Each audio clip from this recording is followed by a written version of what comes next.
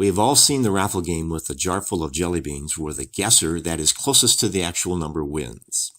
This is an example of a social concept called collective intelligence. As expected, the guesses vary widely, but the more interesting part is that with more than 500 guesses, the average of all the guesses is within 5% of the actual number. The average gets even closer with more participants.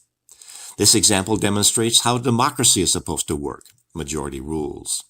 The old adage, you can't fool all the people all the time, also applies. This also is survival of the fittest, or nature's preference for the most logical collective, those who don't violate the laws of physics or nature.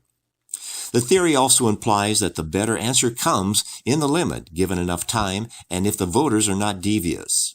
In a capitalistic republic, if the Golden Rule and the Ten Commandments are ignored, survival of the fittest becomes a cruel, savage, primitive existence incompatible with any moral principles. John Adams said, "Our Constitution was made only for a moral, religious people." George Washington said, "It is impossible to rightly govern a nation without God." Neither of these men made these claims carelessly, as morality in the 18th century was far more serious than it is in the 21st century. The United States is a republic, not a democracy, where an individual's rights are protected from the mob rule of democracy, whereby a vote by a majority can take your house. With the 30-30 land grab and the mandated health measures, it appears they're trying to take both your house and your personal health decisions. Mob rule always turns into socialism, as some opportunist will take advantage of the chaos, claiming authority for the good of the people. Actually, it will be good only for the cronies who help snatch that authority, absolving themselves of any wrong, believing some are born to rule and some are born to be ruled. And absolute power corrupts absolutely. They retain their office by supporting Santa Claus legislation meant to buy voter support.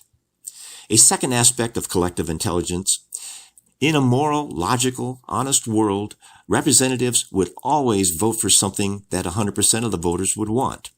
And on the other extreme, they would never vote for anything that no voters wanted. And logically, they would vote either way if only 50% of the voters wanted it.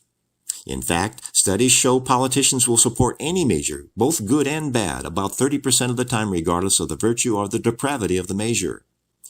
This means only 30% of all the laws passed are acceptable by a majority of the voters.